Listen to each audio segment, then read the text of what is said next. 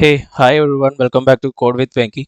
In this video, we'll see write a query to provide the date for nth occurrence of Sunday in future from given date. Okay, so here the given date is will be given and the n value will be given. So I will take an example. So I will declare declare as a given date. I will take given date variable to store the example date 2024. I'm taking example date as 2024/08/24, which is Saturday. So here is a given date, and I will declare n value also. So n as int is equal to 3. I'm taking n value as 3. So here is the given date and n value. So we need to find from given date, which is 24. So from 24, we need to find nth occurrence of Sunday in future. Like from 24, 25 will be Sunday, which is 24 is Saturday, and 25 will be Sunday. So we'll consider this as 1. And next week, next Sunday, we need to consider as 2. And next Sunday, after that Sunday, we need to consider as 3. So we need to find third occurrence of Sunday date. Okay. So for that, I'm declaring as before that I'm finding the first Sunday, so that we can simply multiply the date with uh, nth number, so n minus number. So because we are finding the first number, right, first Sunday, right? So for that, so declaring first Sunday variable as with the data type date. So here I'm using date part function. So here date part function will take two parameters. One is weekday or day or year. We can which part from the date we are retrieving. So we need to provide that. Like here, I want weekday, and I should provide the date. So I need weekday from given date, right? So I will provide given date. This returns the day of week from the given date. Like this is the given date, and it will provide the weekday. So the result is typically a number from 1 to 7, where 1 is the Sunday. You can observe here Sunday is equal to 1, and Monday is equal to 2, and so on. Friday is equal to 6, Sunday is equal to 7. So it will provide the number. So I'm writing logic here. Like I will subtract, I will take base as Sunday. So from Sunday, my week starts, right? So that's why I'm giving weekday as 1 here. So 1 minus, so 1 minus, I'm removing the whatever the weekday taking from given date. So plus 7, I'm adding plus 7 because if you take here given day given weekday is 7, right? 1 minus 7 is minus 6. So in order to get next Sunday, I'm adding 7 plus 7, so it will give 1. So 1 is Sunday, so we'll get Sunday. This is the logic.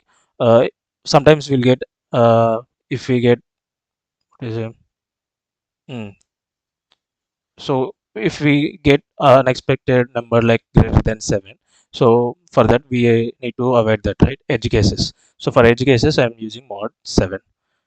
Okay.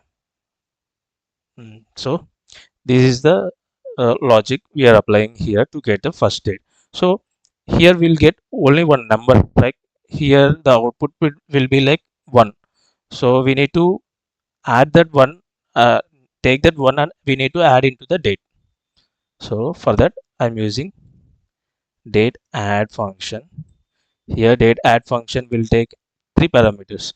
One is whether you want to read day, week, year from the given date. So it will take the date as first parameter, and this is the frequency, I mean interval of the dates. So you need to you want to find whether on one interval or on 7 intervals, or multiply by 7 or multiply by 3. After 3 weeks we need to get, you need to get, or after 2 weeks the date you need to get. So this is the interval we are providing here. So uh, and we need to provide the date from given date we are selecting, right? So we are giving given date. So here the Sunday, first Sunday, the date will be like, after executing this we will get 2024 08 2025. Okay, this is the date we will get, and we'll store in first Sunday because this is the first occurrence Sunday from the given date, right? So that's why we are storing that. Okay, next we need to select the nth, nth occurrence of Sunday date, right? So that's why I'm again writing select. So here we got one Sunday date, right? So we need to multiply that with n minus 1. That is the logic. So after multiplying n minus 1, we need to create a date format, right? For like day, comma, like this, year, month, day. So for that, I'm again using date add function. So here I already explained you, like it will take three parameters, day and the frequent interval. So here I gave whatever it may be. Here the answer is like 1, so we are giving 1 as interval. So if it may be a 2 or 3 or whatever it may be, it will take as an interval, and it will iterate to with respect to the interval. So here we are giving, we need n minus 1, right? So which is 2. So for uh, dynamic dynamic declaration I am using n minus 1. Okay, so that whether one is 3 or 4 or 5 doesn't matter, it will give the answer. And we need to multiply by 7, like uh, 7 days we have in a week, right? So for that I'm multiplying with the 7. Okay, then only we'll get that week, right? 7, and I declare this, I already declared, right? Comma, we need to provide the third parameter, which is first first date, first Sunday, sorry, Sunday. Okay, anything we are missing? Not, yeah, I'm selecting these as and storing as nth Sunday.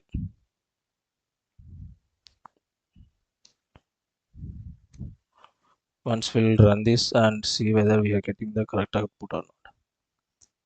Yeah, declare first Sunday. Says first underscore Sunday.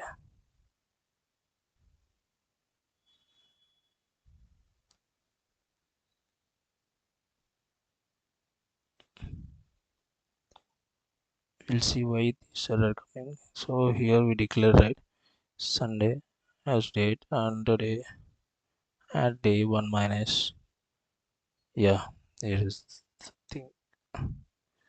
Okay, yeah, see, here we got this result. Like we'll do one thing. Hello, the given date is 2024, right? 2024 08 024. This is given date, and first occurrence of Sunday is 025, right? This is first Sunday.